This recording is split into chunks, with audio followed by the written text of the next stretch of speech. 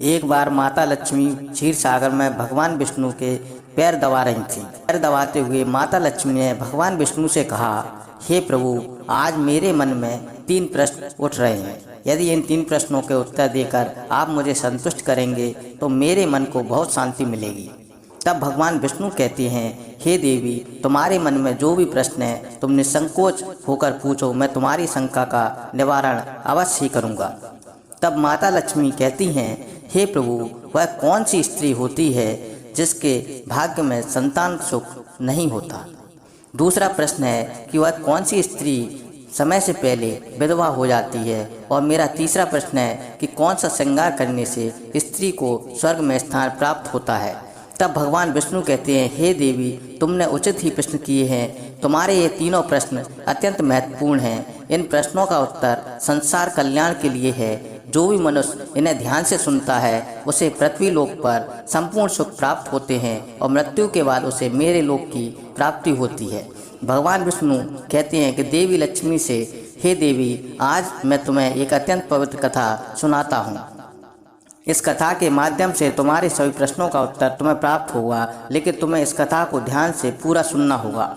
इस कथा को कभी अधूरा नहीं सुनना चाहिए। इस कथा से समस्त संसार का कल्याण छिपा हुआ है। जो भी इस कथा को ध्यान से पूरा सुनेगा उसके मैं 32 अपराध क्षमा करता हूँ। तब देवी लक्ष्मी कहने लगी, प्रभु, मैं आपको वचन देती हूँ कि इस कथा को मैं पूरे मन और लगन से सुनूंगी। आप कृपया उस कथा को आरंभ करें। तो दोस्तों, आप सभी से एक विनती है कि आप भी इस कथा को पूरा जरूर सुनें। इसे आधा अधूरा सुनना पाप माना जाता है।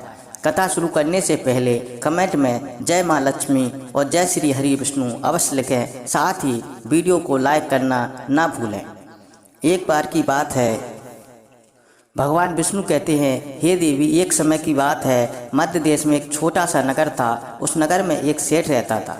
उस सेठ के 2 पुत्र थे और सेठ के दोनों बेटों का विवाह भी हो चुका था। सेठ के घर में किसी चीज़ की कोई कमी नहीं थी, किंतु सेठ की पत्नी का स्वभाव अत्यंत दुष्ट था। सेठ की पत्नी और सेठ के बड़े बेटे की पत्नी दोनों का ही स्वभाव दुष्ट था। सेठ की पत्नी बड़ी बहू को तो बहुत लाड प्यार करती थी, किंतु छोटे बेटे की पत्नी के साथ बुरा व्यवहार करती थी। घर की सबसे छोटी बहू अर्थात छोटे बेटे की पत्नी बहुत अच्छे स्वभाव की थी, ईश्वर पर श्रद्धा रखने वाली पतिव्रता नारी थी। वह अकेले ही घर का सारा काम किया करती और गृह कार्य में दक्ष थी। इतना अच्छा स्वभाव होने के बावजूद भी उसकी सास उसके साथ बुरा व्यवहार करती थी, उसका हमेशा अपमान करती थी। इसके पीछे का कारण बस इतना था कि बड़ी बहू को एक पुत्र था और छोटी बहू ने पुत्री को जन्म दिया था। पुत्री को जन्म देने के कारण सेठ की पत्नी अपनी छोटी बहू को बार बार ताना मारा करती थी, लेकिन यह बेचारी कर भी क्या सकती थी। जो भाग्य में लिखा होता है उसके साथ वही होता है। भगवान विष्णु कहते हैं, हे देवी, अब मैं तुम्हें छोटी बहू की कहानी सुनाता हूँ। इससे तुम्हें पहले प्रश्न का उत्तर प्राप्त हो जाएगा कि कौन सी स्त्री को पुत्र की प्राप्ति नहीं होती। हे देवी, सेठ की जो पत्नी थी वह पहले से ही दुष्ट और कुटिल स्वभाव की थी। उससे उसकी सास भी परेशान थी। सेठ की पत्नी अपनी छोटी बहू को सबसे ज़्यादा दुख देती थी। छोटी बहू का नाम था सुकन्या और सुकन्या को सताने में उसकी सास को बहुत आनंद आता था।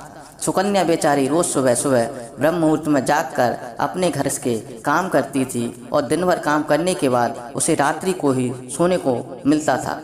इतना होकर भी सेठ की पत्नी अपनी छोटी बहू से द्वेष करती थी और जब छोटी बहू झाड़ू लगाती तो उसकी सास आकर उसे ताना मारती थी कि तेरे हाथ में जान नहीं है क्या, तू जल्दी जल्दी झाड़ू लगा, मैं मंदिर जा रही हूँ, मेरे लौटकर आने से पहले तू भोजन बनाकर तैयार रखना और आते ही मैं उस भोजन को ग्रहण करूँगी। और सुन, अन्न का एक भी दाना बाहर नहीं गिरना चाहिए। बेचारी सुकन्या चुपचाप अपनी सास का अत्याचार सहन करती थी और उसकी सास की हर आज्ञा बड़ी ही विनम्रता से पालन करती थी। फिर छोटी बहू खाना बनाते हुए सोचने लगी कि मैं घर का इतना काम करती हूँ, लेकिन फिर भी मैं चैन की सांस नहीं ले पाती हूँ। मेरी सासू माँ किसी न किसी बात को लेकर मुझे ही ताना मारती रहती है। पता नहीं कब उनकी ताना देने की आदत जाएगी। सुकन्या इतना सोच ही रही थी कि तभी घर के दरवाजे पर खटखटाने की आवाज़ सुनाई देती है। छोटी बहू ने सोचा अभी तो भोजन तैयार भी नहीं हुआ है, लगता है मेरी सासू माँ आज जल्दी लौट आ गई हैं। अब वह फिर से ताना मारेंगे। तब सुकन्या ने दरवाज़ा खोला तो उसने देखा कि द्वार पर एक सन्यासी खड़ा हुआ है। वह सन्यासी सुकन्या से कहने लगा, बेटा सदा सुहागन रहो, तुम इस सन्यासी के लिए कुछ भोजन का दान करो। हे पुत्री, मुझे बड़ी भूख लगी है। तब सुकन्या ने सोचा, अगर मैं इस सन्यासी को भोजन करा दूं और इतने में मेरी सास आ गई तो मेरी खैर नहीं है।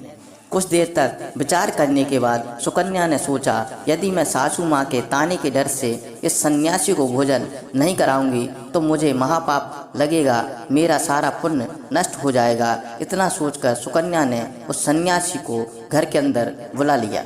अतिथि धर्म का पालन करते हुए सुकन्या उस सन्यासी को भोजन कराने लगी। उतने में ही उसकी सास घर आ पहुंची और उस सन्यासी को घर के अंदर भोजन कराते हुए देखकर उसे बहुत गुस्सा आया।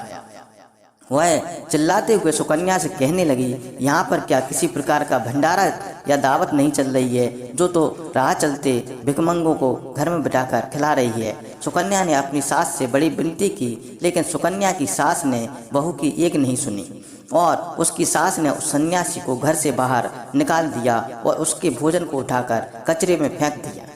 उसके बाद वह सास सुकन्या पर गुस्सा करने लगी, अरे दुष्ट औरत, मैंने तुझे कहा था कि अन्न का एक दाना भी बर्बाद नहीं होना चाहिए, लेकिन तूने क्या किया, उस भिखमंगे को इतना सारा भोजन दे दिया।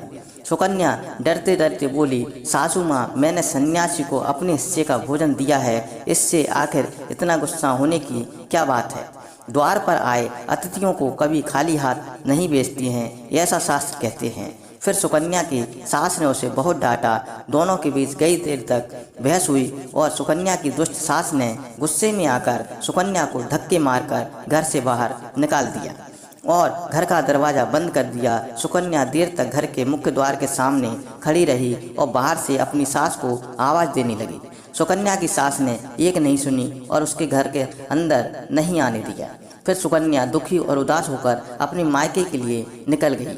मायके जाने के रास्ते में बहुत बड़ा जंगल पड़ता था। सुकन्या भूखी प्यासी रहकर उस जंगल के रास्ते से चलने लगी।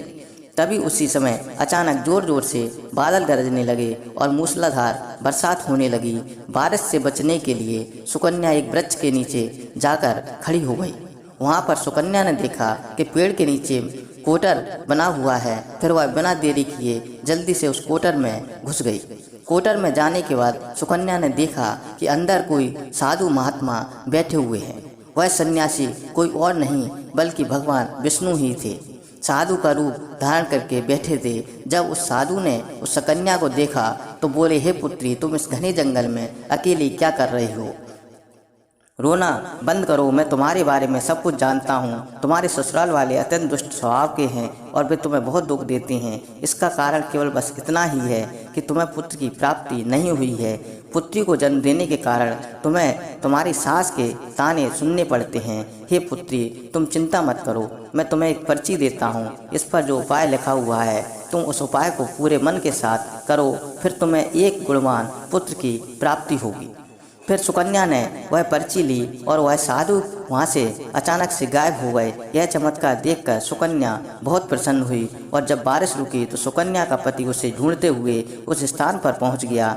सुकन्या ने अपने पति को सारी हकीकत बता दी और फिर दोनों ने ही घर वापस न जाकर उसी जंगल में रहने का निर्णय लिया। वहीं पर रहते हुए एक दिन सुकन्या के मन में पुत्र प्राप्ति का ख्याल आया और वह मन ही मन सोचने लगी कि यदि मेरा भी कोई पुत्र होता तो वह आज ससुराल से मुझे बहुत ज़्यादा इज्जत मिलती।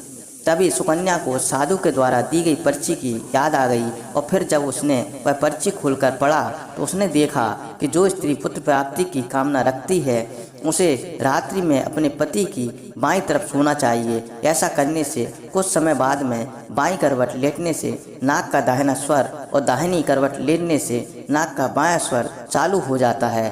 फिर जब पुत्र की इच्छा हो तो उस स्थिति में मिलने से पहले यह निश्चित कर लेना चाहिए कि पुरुष का दायां स्वर चलने लगे और स्त्री का बायां स्वर चलने लगे और उसी समय गर्भधारण किया जाना चाहिए। ऐसा करने से निश्चित ही पुत्र की प्राप्ति होती है। इसके विपरीत नाक के स्वर चलने से पुत्री की प्राप्ति होती है। उस पर्ची में आगे लिखा हुआ था कि मासिक धर्म शुरू होने के बाद पहले 4 दिनों में पुरुष के साथ मिलन करने से पुरुष को रगड़ता प्राप्त होती है और 5वीं रात्रि में मिलन करने से पुत्री की प्राप्ति होती है तथा 6ठी रात्रि में मिलन करने से पुत्र प्राप्ति होती है। 7वीं रात्रि में मिलन करने से संध्या पुत्री की रात्रि होती है। 8वीं रात्रि में मिलन करने से बलशाली पुत्र की प्राप्ति होती है।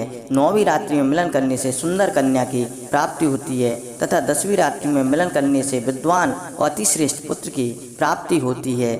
11वीं रात्रि में मिलन करने से सुंदर आचरण वाली कन्या प्राप्त होती है। 12वीं रात्रि में मिलन करने से गुणवान पुत्र होता है।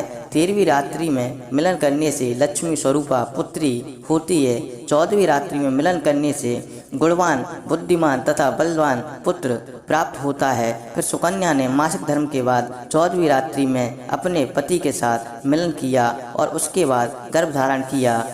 दूसरे दिन सुकन्या का पति जंगल से लकड़ी काटने के लिए चला गया और सुकन्या घर पर पड़ी रही। फिर अचानक से तेज तूफान आया और सुकन्या की झोंपड़ी उड़ गई। फिर सुकन्या दौड़ती हुई उसी पेड़ के कोटर में जाकर रुक गई जहाँ पर उसे साधु मिला था। सुकन्या वहाँ अपने पति की राह देख रही थी कि अचानक वहाँ पर 2 राक्षसी आ गईं। वह राक्षसी अत्यंत मायावी थीं। फिर उन्होंने उस कोटर के साथ पेड़ को उड़ाकर एक ऐसे स्थान पर चली गईं जहाँ पर बहुत सारा सोना था। जब सुकन्या ने यह दृश्य देखा तो वह चौंक गई। सुकन्या पेड़ के कोटर में ही छिपी रही।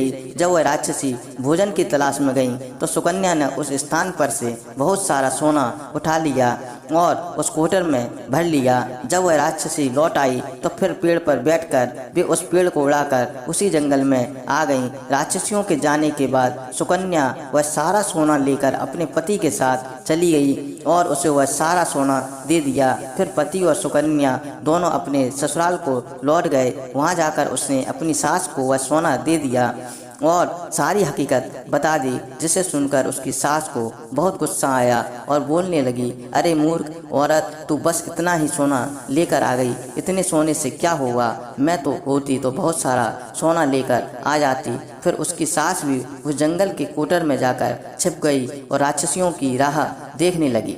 तभी वह 2 राक्षसियां वहां आईं और फिर उन्होंने उस कोटर को उड़ाकर एक बर्फीले पहाड़ पर ले गईं। वह देख सास बहुत क्रोधित हो गई और बोलने लगी, ये कहाँ लेकर आई हो? यहाँ तो बस बर्फ ही बर्फ और मिट्टी है। तभी उन राक्षसियों ने उसकी आवाज़ सुनी और देखा तो एक बूढ़ी औरत पेड़ के कोटर में छिपकर बैठी है। फिर उन्होंने उस सास को बाहर निकाला और उस बर्फीले पहाड़ पर फेंक दिया। जमीन पर गिरते ही उसकी मौत हो गई। इधर सुकन्या बड़े आनंद के साथ रह रही थी, लेकिन सुकन्या की सास कभी नहीं लौटी।